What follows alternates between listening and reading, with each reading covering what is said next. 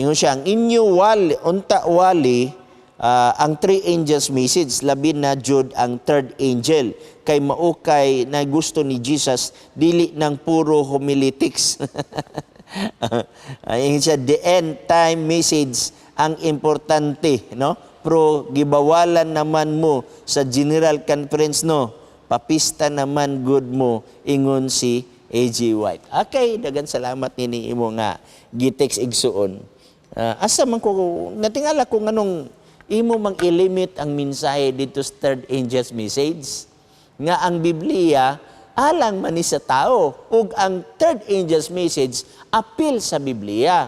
Ang third angel's message igsuon na ana sa gitawag nato nga konsepto sa revelation. Ug ang revelation igsuon gamay lang na siya nga bahin dinhi sa kinatibuk-an nga Biblia. Dili mabuhi ang gitawag natong Revelation chapter 7 lang nga wala ang ubang mga bersikulo, nga wala ang ubang mga libro. Pananglitan magisgot dinhi nga simba diya sa Revelation chapter 7 ang third angel nag-ingon diya nga simbahon nato ang Dios. Na kung simbahon nato sa mga adlaw, wa man magisgot og Sabado ang Kapitulo 7 sa Revelation. So dili ta makaingon igsuon nga kana ra ang gitawag og gitawag natog itudlo, no? Tingali na mislid lang tingali ka sa nagtudlo nimo, gasalig tingali ka sa imong lecturer, unya ang imong lecturer wala makabasa sa ubang pasahi dinhi sa balaang kasulatan, kay kung diretso ka sa third angel, ang pangutana mo ni dili na lang ta maghisgot sa gitawag pinadayag 12 kay pinadayag city ra gyud ato isgutan. Ang 12 naghisgot diha og duha ka pintas nga mananap. Unya naghisgot sab og gitawag og sugo sa Dios. Okay? Unya di na lang sa ta maghisgot lugar og pinadayag 17 og 18 nga naghisgot diha nga gumawas kamo mga katawhan ko.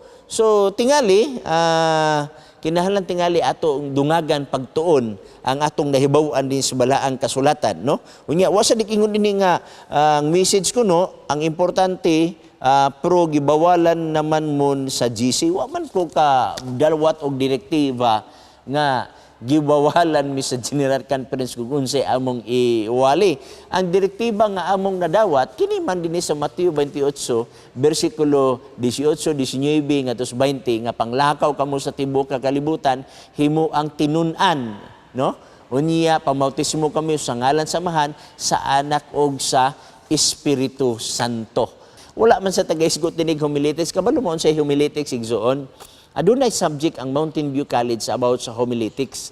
Ang homiletics igsuon kanang preaching. Wala man taga-preach diri. Kita bitan nimo diha ang title dalan pangutana pastor. Unya nagbasa ta diri pangutana, gabasa tag tubag dinhi sa Biblia. Dili man tingali maayo usab igsuon nga imo nga ihisgot diri nga homiletics ang atong mga pamaagi diri. Dili man homiletics nagtubag tag pangutana, no? Unya nagingon dinhi the end time message ang importante pro gibawalan naman mo sa GC. Ang akong pangutana dinhi asa man ka nakabasa og mga memo na ba kay memo nga ikapakita nga gikan sa GC nga gibawalan mi pag minsay sa three angels message, wala kay nabasa nga memo. Nganong bawalan maigsoon nga mo ni atong mensahe. Siya papista naman good mo ingon si A.J. White.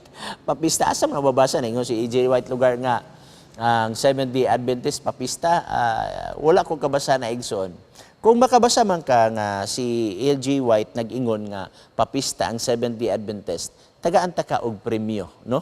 Dili maayo nga imong akusahan ang mga Seventh-day Adventist nga gitawag og papista, no? Ako nakasure gyud ko nga kini siya nabilong na siya sa offshoot movement, no? Daghang mga offshoot nga nanggawas igsoon pero gamay ra sad na sila, no? Gamay ra siya mga pundok-pundok, adunay mga pipila lang, pero wala na nakababahin sa Seventh-day Adventist kay gamay ra man na sila, okay?